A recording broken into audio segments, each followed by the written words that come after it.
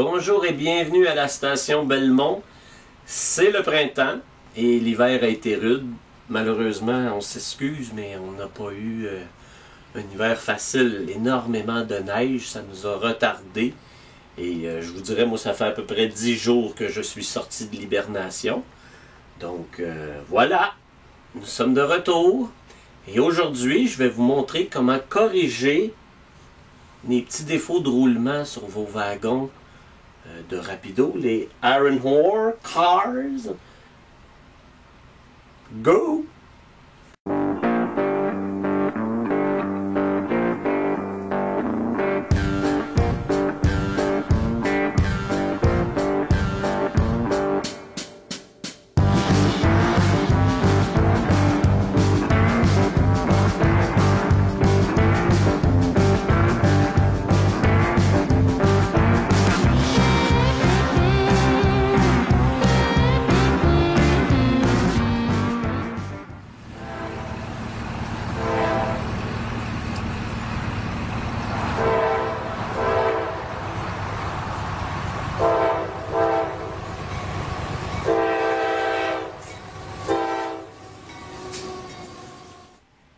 Quand Rapido a décidé de produire le wagon à l'échelle M, leur réplique de ce qu'ils avaient déjà fait en show, c'est sûr que ça n'a pas été le meilleur bon de commande. C'est pas le wagon qui s'est le mieux vendu. C'est un wagon qui est unique au Canadien national et à Ontario Northland.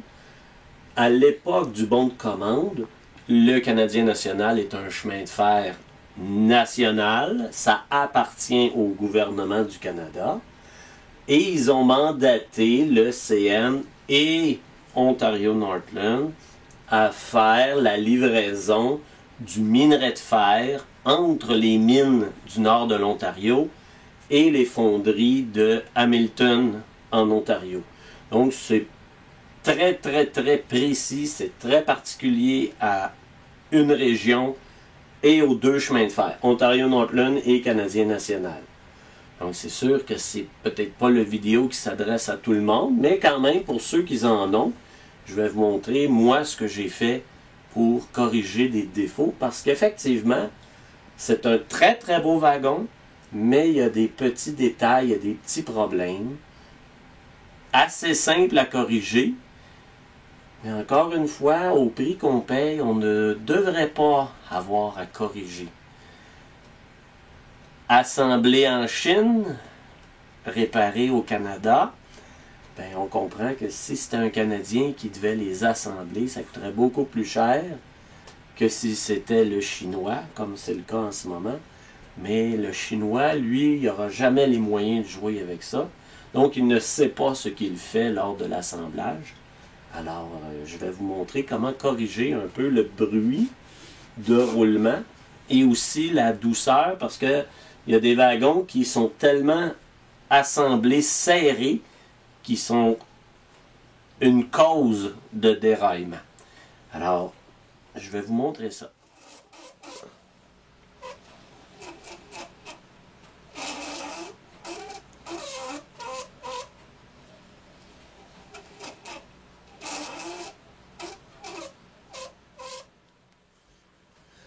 Un des gros problèmes des déraillements de ces wagons-là, c'est que justement, contrairement à d'autres manufacturiers, Rapido, c'est une vis qui est vissée dans une partie de métal à la base du wagon. Et malheureusement, au moment où le Chinois serre la vis, il les serre vraiment trop. Donc, la pièce, le buggy, si on veut, ne peut pas pivoter librement, comme ça. Donc, lui, là, c'est très facile de le faire pivoter. Lui aussi. Mais comme vous voyez, là, lui, là, il a déjà une bonne résistance. Et lui ne bouge même pas. Fait qu'imaginez quand il arrive dans une courbe qui est le moindrement serrée. C'est sûr que lui, là, ne pivote même pas, là. Donc, dès qu'il va arriver dans une courbe, il va chercher à dérailler.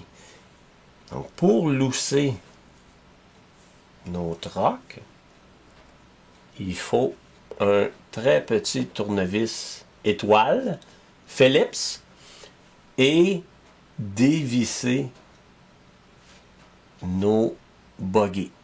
Lousser nos vis au point de... Ça peut être un demi-tour, un tour, mais il faut que nos trocs puissent tourner, mais aussi absorber les défauts de nos rails. Hein? Ça reste du petit, là. Ça reste l'échelle N. Il faut que ça soit quand même précis, oui, mais il faut que ça puisse prendre tous les défauts de nos rails. Il faut que ça soit parfaitement libre. Il ne faut aucune résistance. Et on voit vraiment là, que c'est libre, libre, libre de résistance.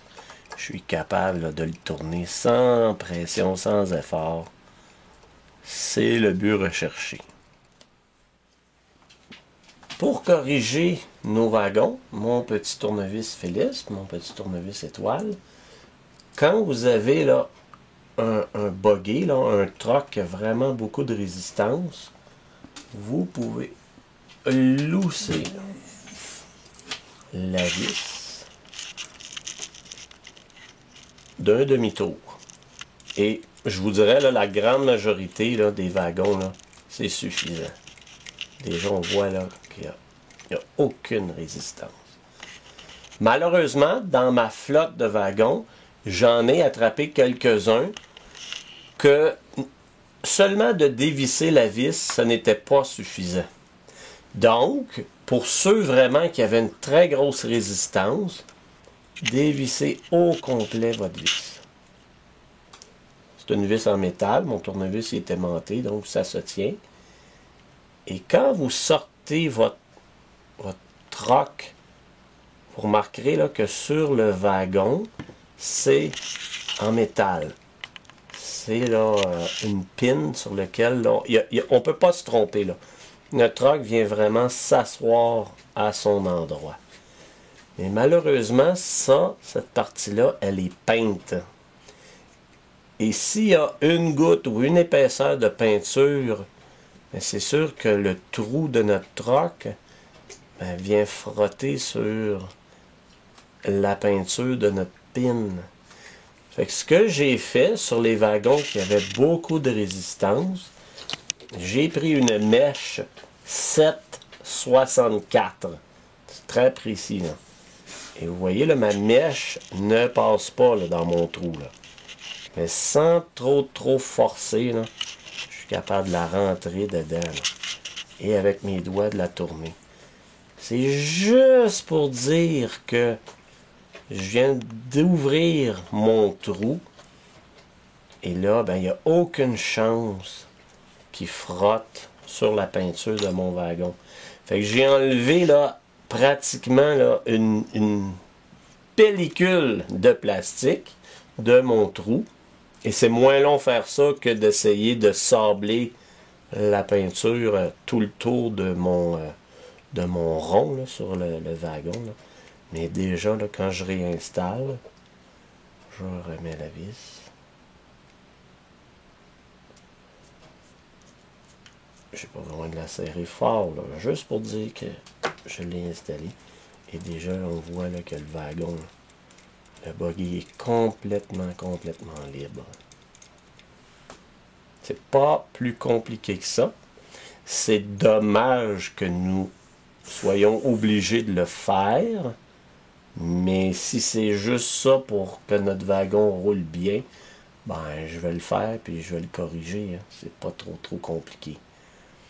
Aussi, vérifier que vos roues soient toutes installées dans le bon sens. Alors, vous allez me dire, c'est quoi le sens d'un essieu?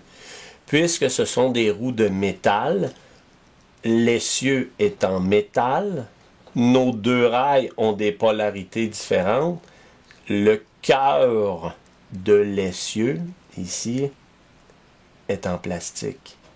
Donc, il y a une roue de métal, mais son cœur, le centre, il y a un petit rond de plastique qui isole la roue de l'essieu.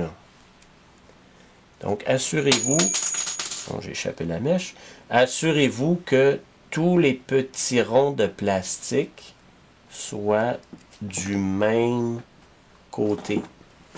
Des fois, il y a des ronds sur certaines roues, sur certains wagons, les essieux, ben, il y a une roue de métal qui est soudée avec l'essieu.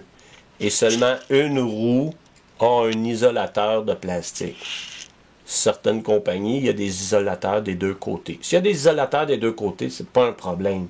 Mais s'il y a un isolateur seulement d'un côté, assurez-vous que l'isolateur, surtout sur le même buggy, soit du même côté. Pas un isolateur ici et un isolateur ici, là. Là et là.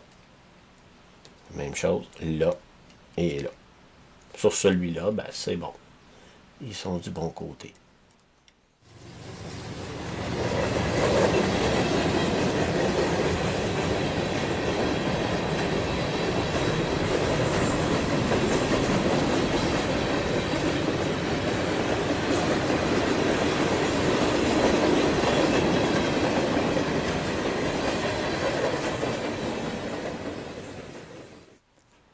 Donc voilà, un petit vidéo d'introduction pour 2025.